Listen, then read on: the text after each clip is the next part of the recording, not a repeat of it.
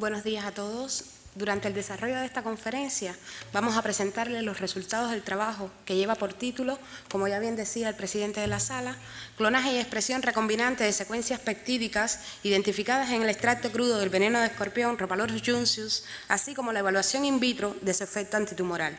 En el caso de este trabajo fue desarrollado por el Grupo Empresarial La Biofan, de conjunto con el Instituto de Biología Molecular y Celular de la Universidad Miguel Hernández de Elche. Hay que destacar que el desarrollo de este trabajo fue dirigido por la doctora Amparo Estepa, de conjunto con el doctor José Antonio Fraga Castro. Los escorpiones son considerados evolutivamente uno de los animales más antiguos que habitan la Tierra. Y además, en este caso, los distingue el que a lo largo de los años han conservado su morfología y utilizan el veneno como un arma de defensa y además como un arma de defensa frente a sus enemigos y también para atrapar a sus presas. Como característica fundamental que exhiben los componentes descritos en estos venenos, presentan una estructura de aproximadamente entre unos 20 y unos 80 aminoácidos y además algunos de los péptidos presentes en estos extractos tienen la característica fundamental de que poseen enlaces disulfuros en su estructura. Otra de las características que los distingue es precisamente el amplio rango de actividad biológica que muestran, como por ejemplo que tienen actividad antitumoral, antiinflamatoria y como insecticidas. Existe un grupo de venenos de escorpiones, los cuales se han descrito algunos componentes que tienen propiedades antitumorales y que por lo tanto tienen la capacidad de inhibir el crecimiento de este tipo de células tumorales. Entre los escorpiones que se han descrito hasta la fecha que poseen esta capacidad de inhibir el crecimiento de células tumorales, se encuentra, por ejemplo, el escorpión israelita, en este caso el Leiurus quinquestratus, del cual se ha descrito un péptido, en este caso denominado como clorotoxina, y que tiene una longitud de 36 residuos aminoácidos. Este componente identificado en este veneno de escorpión tiene la capacidad de inhibir el crecimiento de gliomas cerebrales. En el caso del Butus martensis, un escorpión chino, se han descrito componentes como por ejemplo el péptido AGAP y la hialuronidasa. Esta última ha presentado actividad frente a células tumorales de mama y además se han descrito otros componentes con actividad frente a células tumorales. En el caso del escorpión venezolano, Titius discrepans, que además está localizado en el área de Venezuela y distribuido además en otras áreas de América del Sur, se han podido describir moléculas como por ejemplo el neopladin 1 y el neopladin 2. Estas dos moléculas han presentado actividad en este caso frente a células tumorales por ensayos que se han realizado con los mismos. Otro escorpión del cual se ha podido describir su capacidad, su actividad frente a células tumorales, es precisamente el escorpión indio Heterometrus bengaliensis, del cual se describió un péptido denominado bengalina, y esta molécula tiene la capacidad de inhibir el crecimiento de células tumorales de leucemia. En el caso del escorpión Androctonus crassicauda, además, a pesar de que se ha podido describir la actividad del extracto crudo frente a células tumorales, hasta la fecha no se han podido identificar los componentes presentes en el veneno de este escorpión. En Cuba existe una treintena de especies de escorpiones y entre ellas se destaca, por supuesto, el escorpión Rhopalorus junceus, del cual se ha podido describir que pertenece a la familia Butidae y además esta especie es una especie endémica de Cuba. Está distribuida a lo largo de toda la isla, es decir, podemos encontrarlo a lo largo y ancho de todo el país y hay estudios que demuestran la baja toxicidad de este veneno para los humanos, lo cual ha sido demostrado en estudios que inclusive se han desarrollado por nuestro grupo empresarial La Biofan, demostrando la baja toxicidad. Además, este extracto crudo ha sido utilizado por parte de la población cubana en el tratamiento de dolencias neoplásicas. Erróneamente, algunos pobladores han intentado llamar a este escorpión como un escorpión azul, lo cual no coincide con sus características morfológicas. Lógicamente nos damos cuenta que es un escorpión de color rojizo y además hay algunos pobladores que inclusive han elaborado algunos productos denominados Escosul, los cuales no son legales ni son elaborados bajo las condiciones del Grupo Empresarial La Biofan. De ahí que podamos plantear que Escosul nada tiene que ver con las condiciones de producción que se establecen en el Grupo Empresarial La Biofan. Como a manera de ubicarnos, podemos plantear que en los últimos años la Biofan ha llevado a cabo intensas actividades de investigación para poder caracterizar el extracto crudo del veneno de este escorpión, intentando desarrollar así algunas producciones con propiedades terapéuticas. Concretamente, nuestro grupo de investigación se ha centrado en lo que es el desarrollo y la atención especial a los estudios de los componentes que puedan presentar actividad antitumoral. A manera de visualización que puedan tener, podemos ver en este vídeo el efecto que puede tener el extracto crudo del veneno del escorpión sobre un grupo de células tumorales, en el cual se logra, se logra entre las características fundamentales de los efectos que provocan la ruptura de la monocapa, ruptura de la monocapa, células hinchadas y además, se logra apreciar que se llega hasta la muerte de las células tumorales. De ahí que los estudios comenzaran ya hace algunos años y para ello partimos del extracto crudo del veneno de escorpión. En este caso, para desarrollar toda la investigación, primeramente realizamos un fraccionamiento del extracto crudo y a través de técnicas de proteómica y genómica logramos la identificación de un número de secuencias, las cuales al ser analizadas en las bases de datos pudimos apreciar que mostraban cierto grado de similitud con otros péptidos presentados descritos en otros venenos de escorpiones de otras localizaciones geográficas, e inclusive coincidiendo algunos con secuencias descritas por el doctor Lourival Posani, que es un doctor mexicano. A modo de poder apreciar el efecto de las secuencias identificadas, en el caso, las secuencias identificadas por nosotros con propiedades antitumorales sobre células tumorales, podemos apreciar el efecto de uno de los componentes identificados en el veneno, uno de los componentes que se identificó, su secuencia fue sintetizada y fue aplicada en células tumorales. De ahí que el efecto que se puede apreciar, además de ser similar, se puede apreciar también la pérdida de la adhesión celular en el caso de la aplicación de este péptido sobre las células de origen de un tumor mamario y la pérdida de las funciones celulares, así como la liberación del contenido citosólico de todas las células hasta poder alcanzarse la muerte celular. Luego de haber realizado un estudio preliminar de todas las características de algunos de los componentes presentes en nuestros venenos,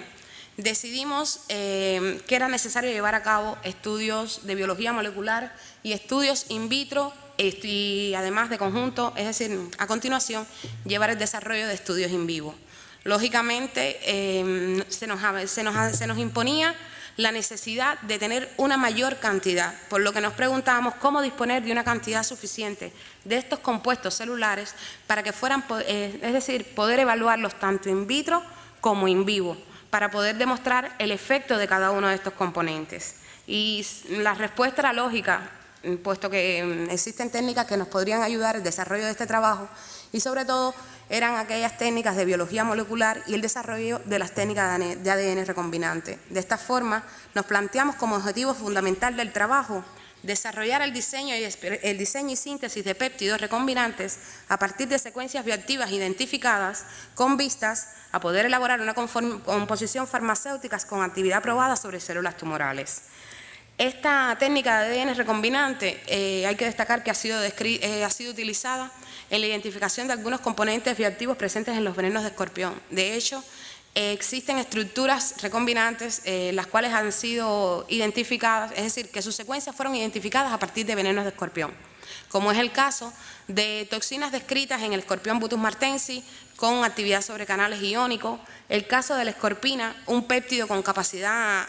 antimicrobiana, la cual exhibe una fuerte actividad frente a malaria y identificada en el caso del Centruroides suffusus, y en el caso de la ergotoxina recombinante, un péptido aislado del Centruroides nauseus que también se obtuvo de forma recombinante para resolver su estructura, y por último la clorotoxina que fue aislada del Leiurus quinquestrato y sin embargo ese grupo de investigación tenía la necesidad de desarrollar estudios de cristalización de su estructura y estudios in vivo, para lo cual necesitaban una mayor cantidad y decidieron utilizar la técnica de ADN recombinante. A manera de recordatorio,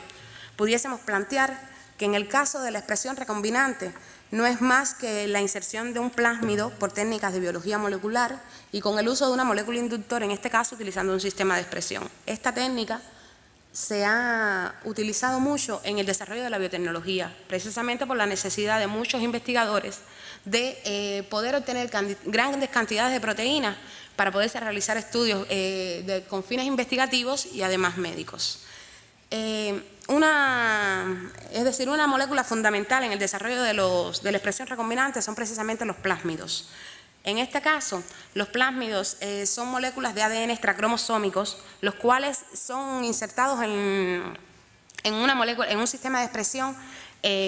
por técnica de biología molecular y además tienen la capacidad de transcribirse y reproducirse de forma independiente al ADN bacteriano, es decir, bacteriano en este caso o del sistema de expresión que se haya escogido. Como sistema de expresión de uso más frecuente, hasta la fecha se han descrito varios, pero entre ellos, resaltan fundamentalmente en lo que es el sistema de expresión en bacterias, en levaduras y en células de insectos. En el caso del sistema de expresión en bacterias, hay que destacar que es utilizado para la expresión de secuencias cortas y con estructuras relativamente simples, además de ser uno de los sistemas más empleados a nivel internacional. En el caso de las levaduras, precisamente por ser un organismo eucariótico simple, es utilizado para aquellas moléculas que requieran algún nivel de modificación posttransduccional y además son organismos que se pueden manipular fácilmente a nivel industrial. En el caso de las células de insectos, son utilizados para proteínas que requieren modificaciones más complejas, es decir, que necesitan una maquinaria de traducción un poco más complicada y además que necesitan glicosilaciones. Además de tener en cuenta el sistema de expresión utilizar, otra de las características que hay que tener en cuenta es precisamente las características de la proteína de interés, así como la solubilidad. Y tener en cuenta además la toxicidad de la proteína que pueda representar para la célula que se está utilizando, es decir, para el sistema de expresión que se haya elegido. Otro de los aspectos a tener en cuenta es precisamente escoger un sistema de expresión que sea adecuado, teniendo en cuenta la aplicabilidad que vaya a tener la proteína. Lógicamente, si se va a tener en cuenta aplicabilidad con fines biomédicos, habrá que escoger un sistema de expresión que sea el más adecuado para obtener una proteína más pura. En nuestro caso, utilizamos como microorganismo huésped la Escherichia coli. Es un microorganismo que ha sido el primero utilizado en las técnicas de expresión recombinante y además hoy por hoy continúa siendo el microorganismo de uso más común. Entre las ventajas que aporta este microorganismo es precisamente que su genética está bien conocida y muchos de los vectores de expresión para expresar estos organismos son comerciales y están bien caracterizados. Se dispone además de técnicas adecuadas de expresión y otro de los factores a resaltar es precisamente el bajo costo y el alto grado de crecimiento de los sistemas procariotas. Luego de tener este sistema de expresión hay que tener en cuenta que la expresión puede llevarse a cabo por dos maneras, específicamente en un ambiente nativo de la proteína o que quizás en este caso se haga la expresión por cuerpos de inclusión.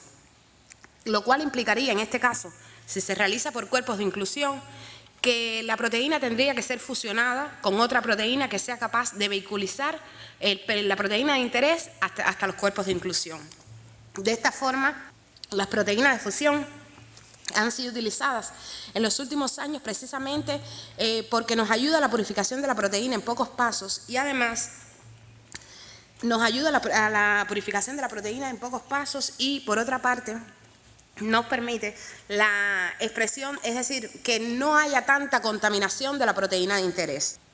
En el caso de los cuerpos de inclusión, que tanto hemos hablado, quizás muchos no los conozcan, pero son agregados de insolubles de proteína, los cuales se ubican en el interior de la célula y tienen la capacidad de precipitar fácilmente y su formación depende de la naturaleza de la proteína y del nivel de expresión de la misma. Para realizar el clonaje y expresión de nuestros plásmidos recombinantes, decidimos llevar una etapa de construcción de estos plásmidos y primeramente partimos de las secuencias peptídicas identificadas por genómica y proteómica, es decir, secuencias que previamente en trabajos anteriores ya habíamos descrito que poseerían una actividad antitumoral, una inhibición de la capacidad de crecimiento frente a células tumorales. De esta forma, se escogieron 5 péptidos, péptido 1, péptido 2, péptido 3, péptido 4 y péptido 5, los cuales fueron transformados en su secuencia de nucleótidos y posteriormente estas secuencias de nucleótidos fueron sintetizadas de forma química.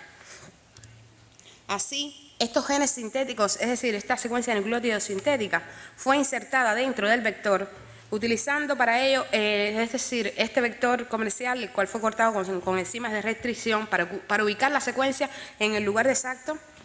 que codificara para cada péptido de interés. Y posteriormente se llevó a cabo un proceso de ligación, es decir, que conducía a lo que era la unión de la secuencia de nucleótidos que codificaba para nuestros péptidos de interés de conjunto con el vector de clonación. Y de esta forma quedaron clonados 5 plásmidos recombinantes. El plásmido recombinante número 1, el número 2, el número 3, el número 4 y el número 5. Posteriormente, cada uno de estos plásmidos se llevó a cabo, un proceso de transformación bacteriana, introduciendo de esta forma el plásmido dentro del E. coli, mediante el proceso denominado de transformación. Posteriormente se pasó a la siembra en placa y fueron escogidas las colonias de acuerdo al crecimiento, es decir, de acuerdo al antibiótico que en este caso codificaba para nuestros plásmidos recombinantes, y estas bacterias fueron puestas a crecer y se procedió a la extracción del DNA. Extracción del DNA que nos permitió descartar aquellas colonias, como por ejemplo se pueden apreciar las colonias que poseían un peso molecular diferente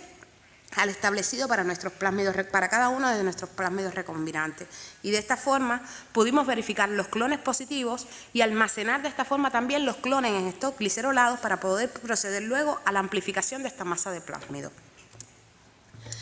Ya más tarde decidimos entonces que luego de verificados todas las tallas correspondientes de cada uno de los clones almacenados en glicerol, procedimos a lo que era la amplificación de la masa de plásmido para proceder posteriormente con el desarrollo de la expresión recombinante de cada uno con la expresión recombinante de nuestros péptidos de interés. De esta forma se procedió nuevamente al cultivo en bacterias, se realizó una lisis alcalina y procedimos posteriormente a la extracción del DNA mediante técnicas convencionales, verificando así la masa de cada uno, es decir, el peso molecular de cada uno de los plásmidos recombinantes generados, y además se procedió a la secuenciación de los fragmentos de DNA, pudiendo verificar que las secuencias que habíamos insertado estaban correctamente en el sitio ubicado, es decir, ubicados en el sitio correcto del vector de clonación y que además se habían expresado todos nuestros péptidos de interés. Luego de haber llegado hasta aquí, y es decir, de haber obtenido ya nuestros plásmidos recombinantes, lógicamente procedimos a la etapa de expresión recombinante para obtener las proteínas de interés. En este caso procedimos al cultivo nuevamente en bacterias y realizamos un escalado, es decir, un pequeño escalado a nivel de laboratorio y utilizando en este caso como inductor el IPTG. En este caso, la molécula inductora la utilizamos precisamente porque tenemos un sistema de expresión que está apagado y siempre para la expresión de péptidos recombinantes, de péptidos y proteínas recombinantes, es necesario un inductor que sea capaz de, ante la presencia, es decir, de un cultivo bacteriano, promover lo que es la expresión recombinante de cada una de las proteínas de interés. De esta forma podemos apreciar en el perfil de crecimiento celular al tiempo al que se llevó a cabo la inducción con IPTG.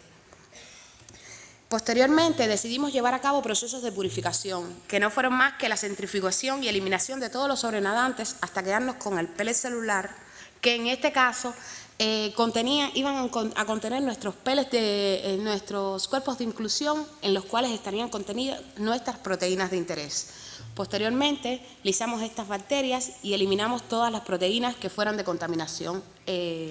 proteínas celulares que fueran de contaminación.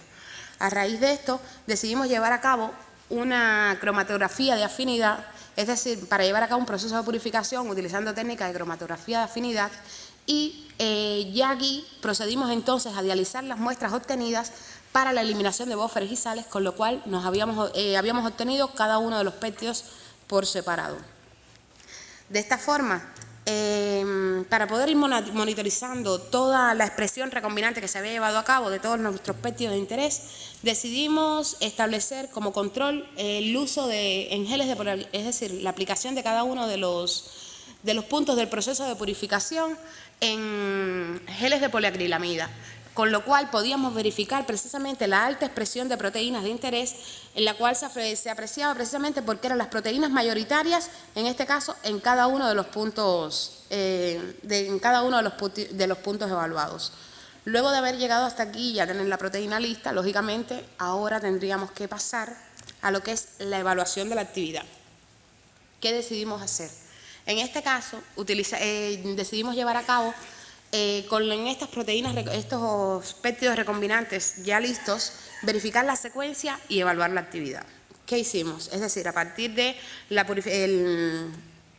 proteína ya purificada, decidimos colectar estos péptidos de interés por cromatografía y posteriormente se pasó a lo que era el desarrollo de la identificación por técnicas de espectrometría de masa utilizando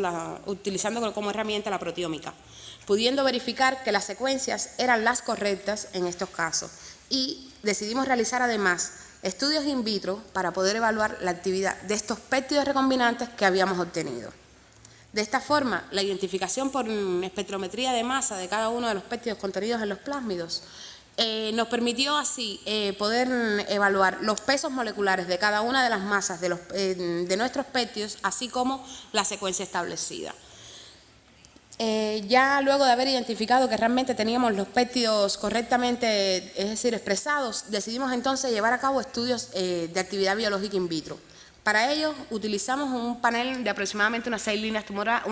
celulares. En este caso utilizamos 4 líneas tumorales, que en este caso fueron la línea ELA, procedente de cáncer cervicuterino, la línea RWP1, procedente de cáncer de páncreas, y la línea YIMT1, procedente de cáncer de mama, además de utilizar la línea HT29, procedente de cáncer de colon. Como células normales, lógicamente teníamos que tener un control de células normales para poder comparar si realmente no era tóxico los péptidos recombinantes expresados. Utilizamos en estos casos las células HACAT, procedentes de queratinocitos humanos, y las células HSF1184, provenientes de fibroblastos humanos de piel. Para la realización del ensayo, ¿qué hicimos? Es decir, utilizamos las células, las incubamos en este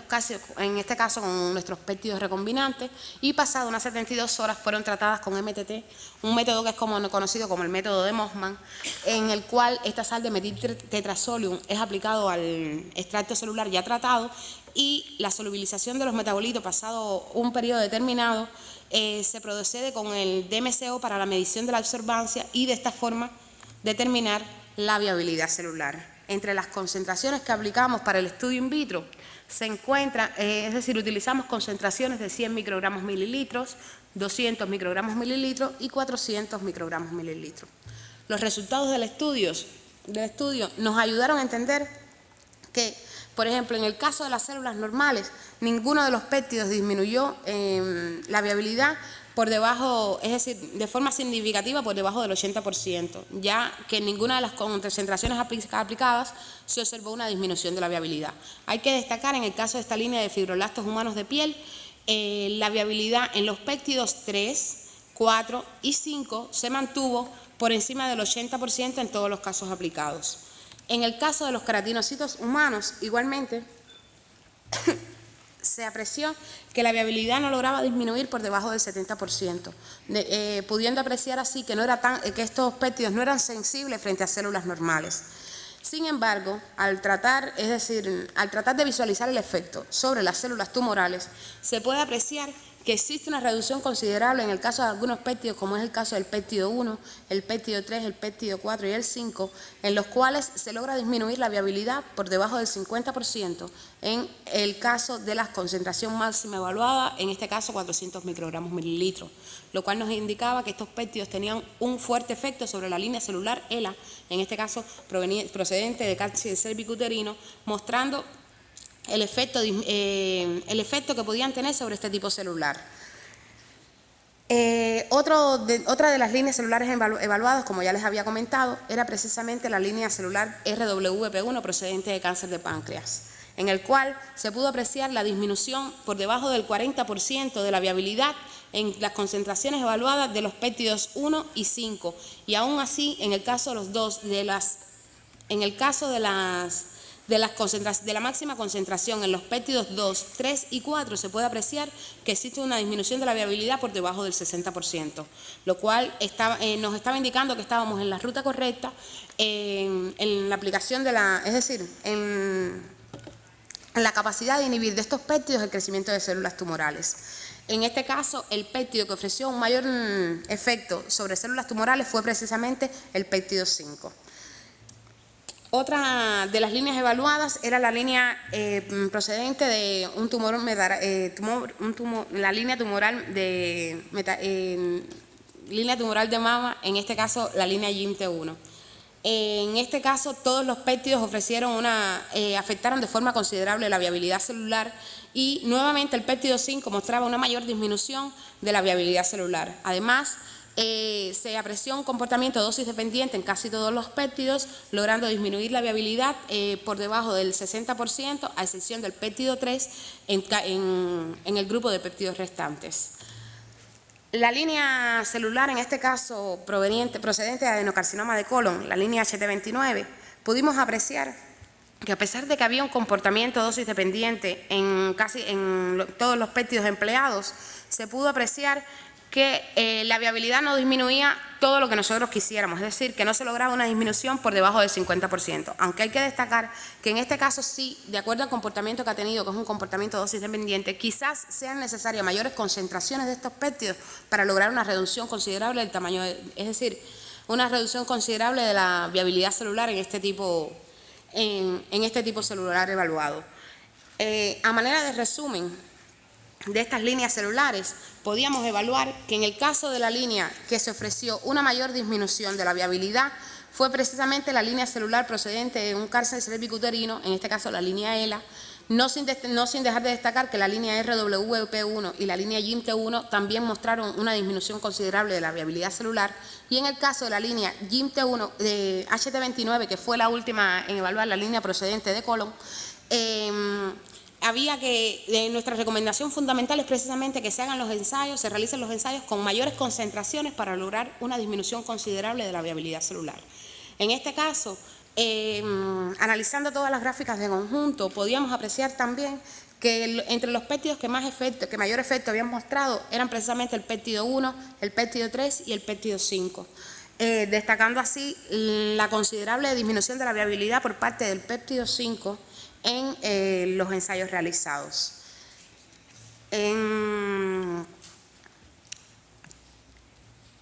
Bueno, y luego de haber concluido todos estos ensayos, haber podido apreciar que inclusive en el caso de las células normales no se apreciaba una disminución de la viabilidad, decidimos llevar, es decir, dado la selectividad que mostraban todos estos péptidos sobre las células tumorales, nos hemos planteado como conclusión de este trabajo